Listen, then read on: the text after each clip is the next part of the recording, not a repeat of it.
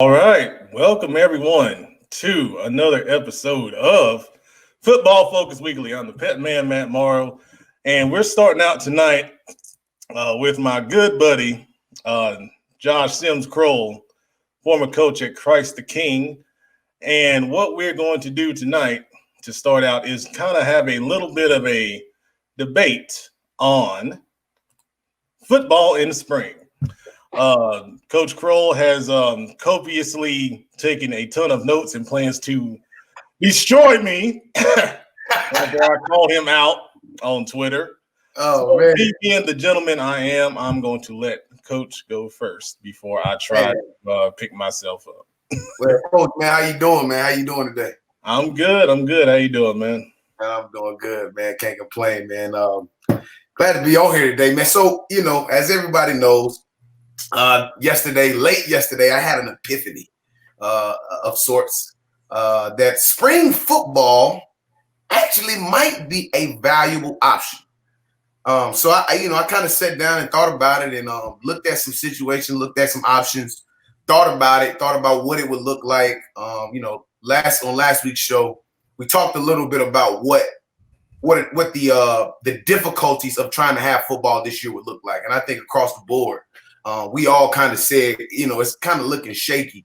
But I think that I think it's looking shaky specifically for the fall. So, a couple points I kind of wanted to make is why spring football could be valuable. So I had a chance to go and looked at the calendar for spring 2020, the 2020-21 athletic season as provided to us by the NCHSAA. Shout out to Commissioner Q Tucker, who's doing a phenomenal job. But if we look at spring football specifically, or if we look at the option of spring football and when spring sports are supposed to be played, I would like for us to take a look first at the fall situation. So in the fall, other than football and cheerleading, you have men's soccer, cross country, women's tennis, volleyball, and women's golf. Of those sports, the majority of them can have a situation where there's enough social distancing to be able to enable those sports to be able to have a season. Right, so when you look at cross country, that's an individual sport for the most part. Team scoring, but individual. It's based off the individual. So cross country could still be able to operate in the fall.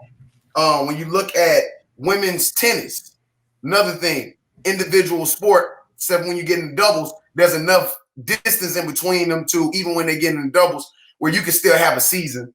Women's golf, same, could be able to have a season. Volleyball and soccer are the only two that kind of require some teamwork there, a lot of teamwork there, not some, but a lot of teamwork there. But volleyball is mostly played indoors. With it being played indoors, it allows for us to be able to kind of take and get a chance to see what they're doing on the NBA level to be able to kind of fine tune what a volleyball season could look like from a social distancing perspective, from a managing the inside components of the gym, managing the staff, making sure that everybody that's going to be involved with the volleyball game, including the teams and players, that they're taking social distancing very, very serious. So I think that obviously that would be one where it kind of might be a question mark, including men's soccer may possibly be a question mark. As we kind of ebb and flow into winter sports, you know what you got there. You got wrestling, a little too much contact. I don't know where we're looking at as far as for the measurements and the alignment or the metrics once we get around that time for winter sports. Winter sports are slated to start. First practice for winter sports will be October 26th. So you kind of look at October 26th, you really not give yourself enough time for this thing to even give us a window to be able to measure whether or not winter sports can work. But as we kind of move into spring, the date that kind of made me a little interested was February 15th. February 15th is the first day of practice for spring sports. And then another date that kind of became even more interesting to me is March 1st. First contest, first game of the season can happen on March the 1st, meaning that we could be able to get some scrimmages in March. I'm excited about something like that. I'm even more excited about this next date. First round of playoffs, if we go off the baseball schedule, May the 10th, Coach. All right, I'm gonna stop you right here because I've heard enough. Okay, this is Football Focus Weekly, and I hate to say it like this, but I'm worried about football, and I'm gonna give you. I made my 5-minute notes right here. I'm gonna give you reasons why football needs to be played in the fall. Number one, star players gonna play in the fall. They're not gonna play in the spring. We all know that. Guys that got offers, they are not going to stick around and risk going into college and getting hurt and losing, a scholarship just to play their final year of high school football. Nope. Now we got star players. I'm talking about the top stars. Guys going to high level D1 schools. All right. Okay. We got to see them play their senior year. Okay. Right. I don't want to water down spring football season. Okay. I don't want that at all. Number two, spring sports already got screwed. They already got screwed one time. They ended March 13th earlier this year when all the coronavirus got hit. They didn't get much of a season. You just said February 15th was the start date, right? Yeah. They got less than a month. Mm-hmm. And now we're asking them to come to the fall, which we don't even really know. Do they want to come to the fall? We're going to throw them into the fire like they are secondary. No, Coach, we don't want the spring. No, we don't want the spring. Skip. Come on, Skip. At least give me Shannon. Come on, man. That's not what we asking, Coach. I mean, to your point, we're not asking for spring sports to come to the fall. We now are in July. Right now, most of the high school programs, best players or not, most of those high school programs are already trying to get in mode to get ready for the season. Right now, they can't. Right now, it's pretty much safe to say that you can put a bow on this, it's over. No, not even close. Even if there are teams having meetings right now, and Q Tucker said it today. Even if we start September 1st, we can get a full conference schedule in, maybe even one non-conference game. We extend the season 1 week, take out that first round of playoffs because it's a bunch of crap anyway. Too many teams getting in. We don't need it. All right. So that gives us another week of regular season play, and then we can move on down the road right there. But is that optimal? I mean, can you really realistically see a season starting September 1st with what we got going on right now? It's July. What's today? Let me check my day. It's July the 8th. Yes, it is. But I'll tell you this. No one at this time last year thought we'd be in a pandemic. We don't know what the future holds. In the spring, we may not even be here. The earth may explode the way 2020 going. I agree with you. Play football now. I agree with you. In any way possible, it would be great. But I think that when you look at it, you're trying to squeeze too much into a frame of time, and we don't even know what's getting ready to happen. Exactly. We don't know.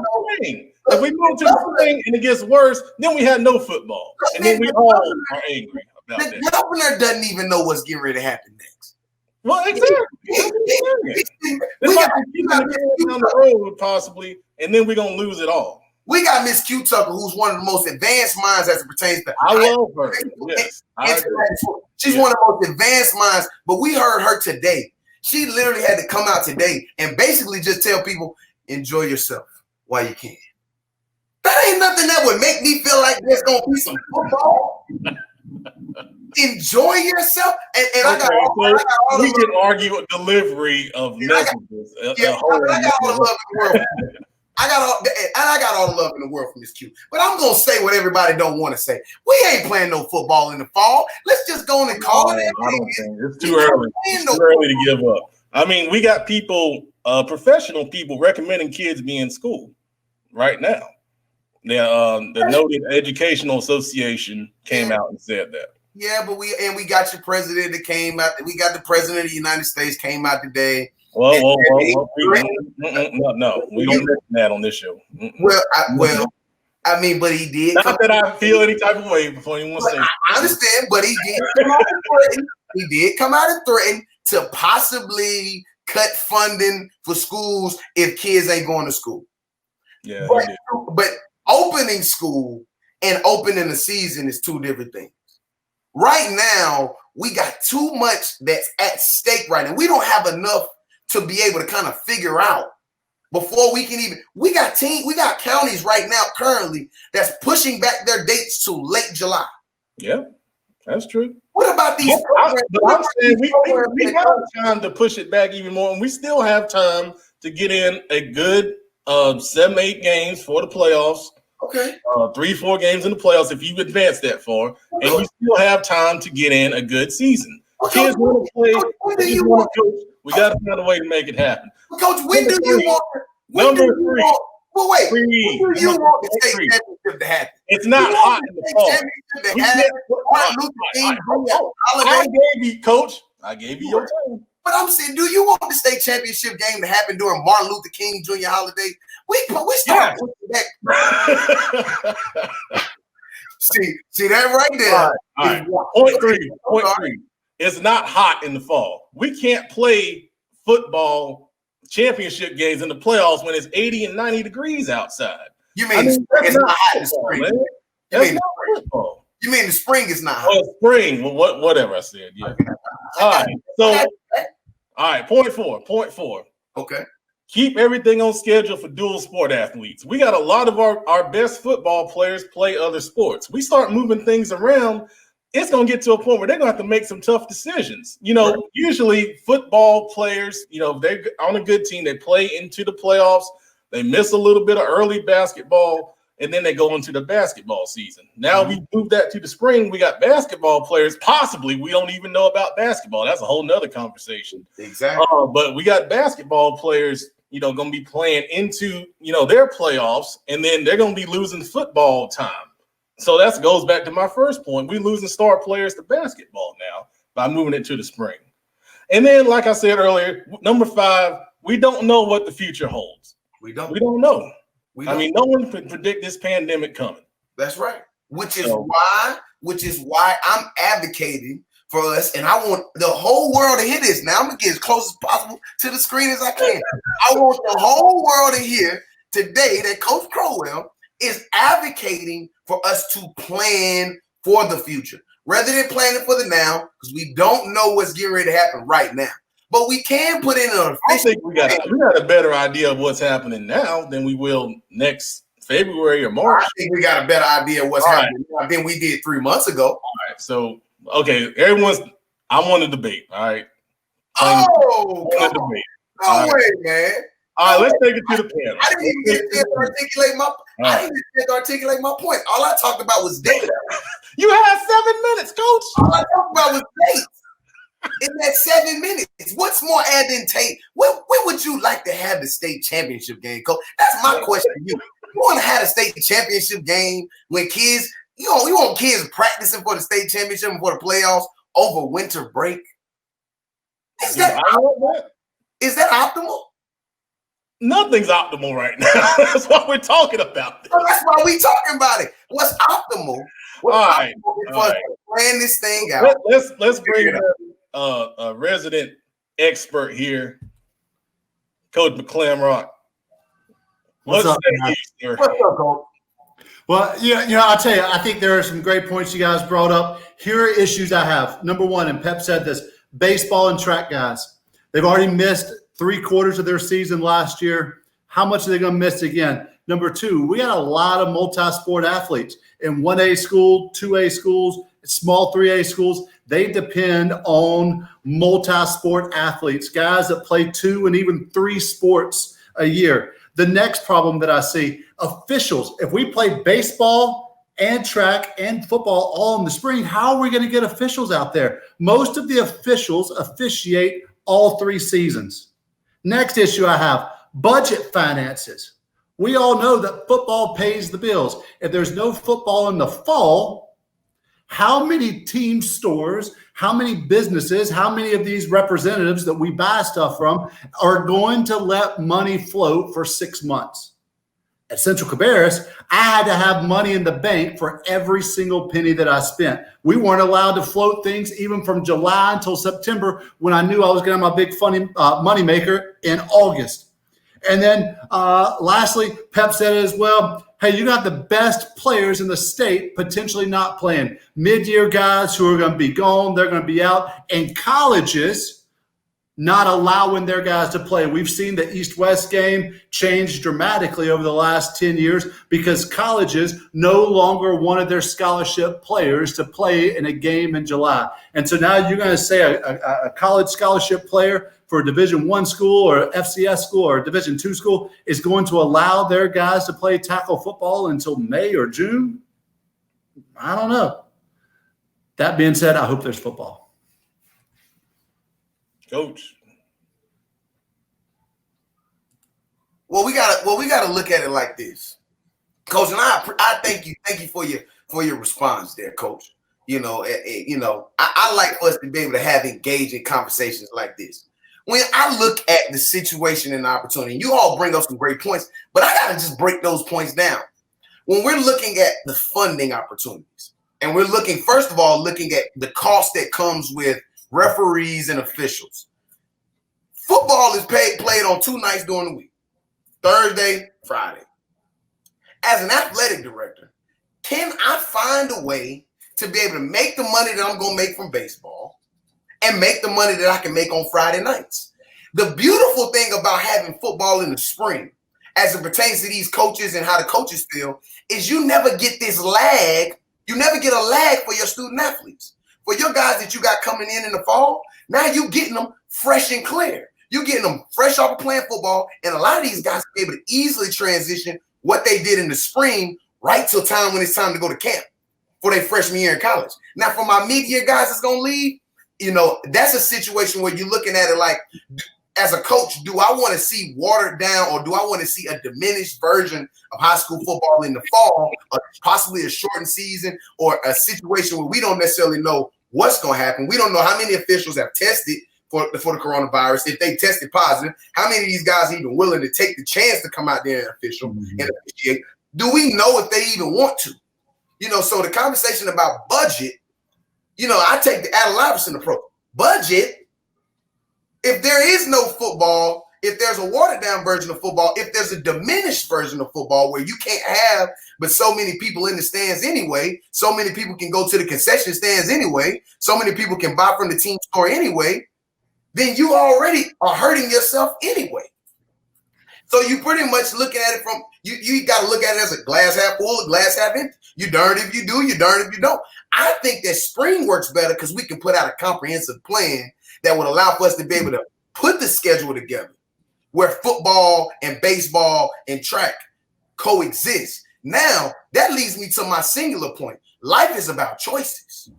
These seniors who just graduated, who didn't get to play their senior season of baseball, didn't get to run their senior season of track and field, they didn't get a choice. There wasn't an option for them. These juniors who were transitioning into their senior year, who wanted to be able to get ready for spring ball and have a great spring ball to usher them into the fall, they don't get that choice. Now we have an opportunity to get ahead of this and put some choices in front of them, so we let them play in the spring, and we kind of dictate how the schedule's gonna go. Can you have a baseball game on Monday? Can you have a JV football game on Thursday and the varsity game on Friday? And as an athletic director, I'm looking at the budget like, budget? Look at the money I'm getting. Look at the money we're getting ready to roll in during a time period where we don't even expect money to even come in. So that's how I'm looking at it. I'm looking at the opportunities are limitless. When you got all 3 of these sports being able to play, now children and parents, you got to make some decisions. You got some choices you got to make. You do. You got some choices you got to make. Are you a scholarship athlete to track or baseball or football? You got some decisions you got to make. Coach, I'm wide open. I want to hear your response. No, I think that so much of what you said is right on. I think you hit on the head. I mean, I think for me personally, the best time to play football this year is in the spring. I don't think that the way that football has evolved over the past several years, I do not see that type of football being able to be played this fall. Not having a spring football, not having spring workouts, not having summer workouts, the conditioning aspect of it alone. I mean, we all know we got guys out there, skilled players, that it doesn't matter how hard you push them, at the end of practice, they're going to be cutting backflips. But we also know that we got those big old boys up front, them offensive linemen and defensive linemen who's been sitting around getting up at 4 p.m.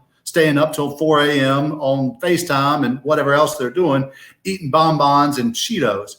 I think that playing football in the fall is tough. I think that playing football in the springtime makes more sense. I think that there's going to be a lot of obstacles that that athletic directors and that the state is going to have to guide us on.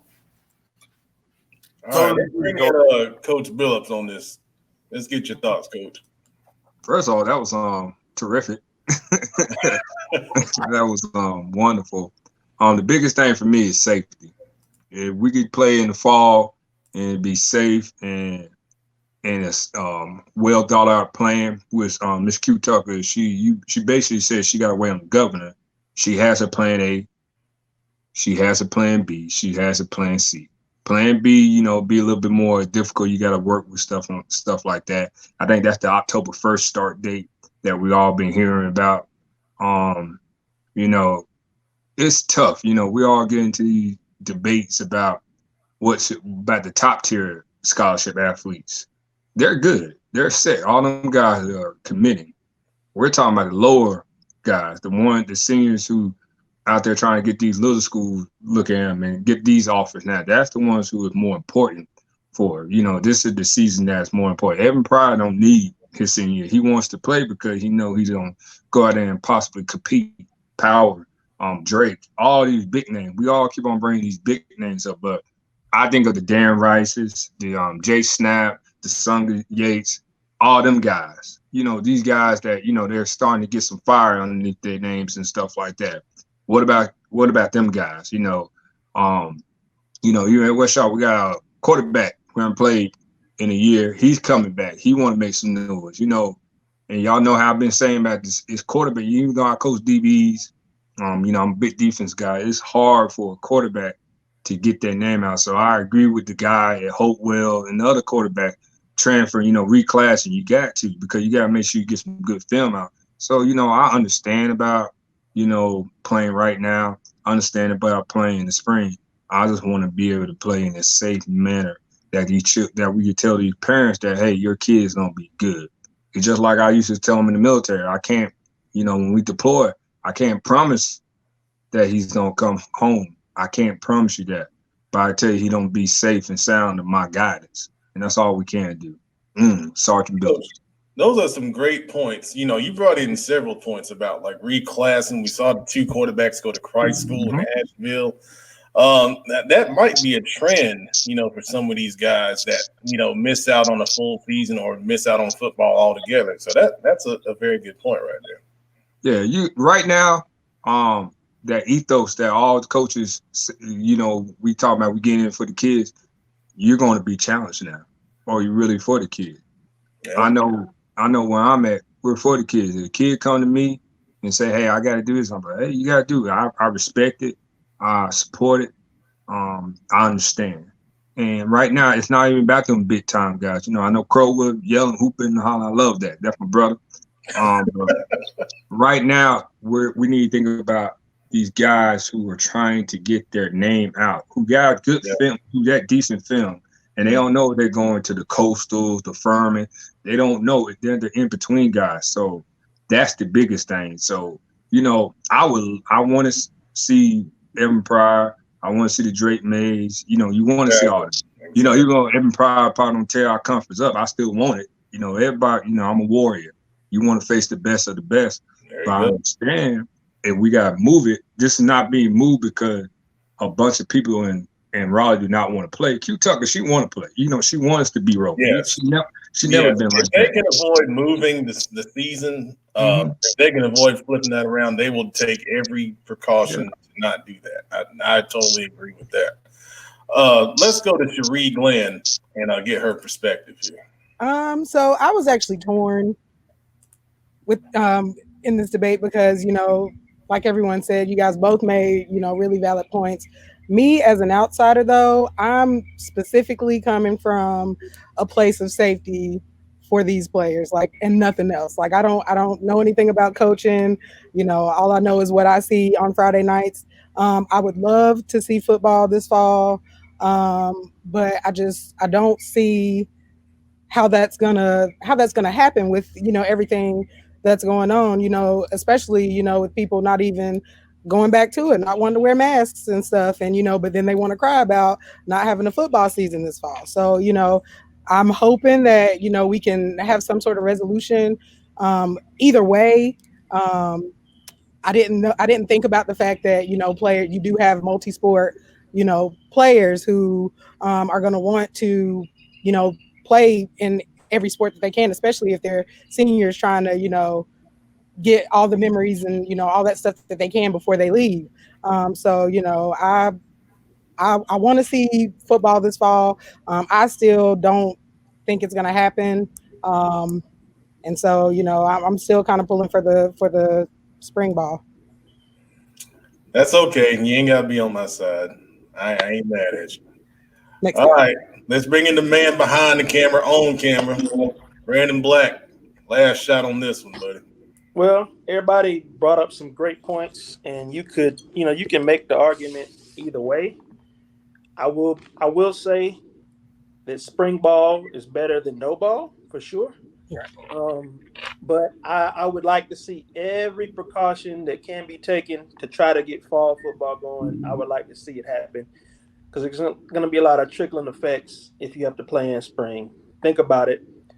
Think about that quarterback that doesn't have an offer but's trying to get his name out there. Okay, let's say his number one receiver, or maybe even his top two receivers, set out because they got offers. So now he's trying to out there trying to earn his scholarship, throwing to guys that maybe supposed to be on JV because his starting receivers set out because they got an offer, or that running back that's now playing with two of his linemen that set out now. He's got backup linemen blocking for him, or the kid that's supposed to be catching passes from a Drake May.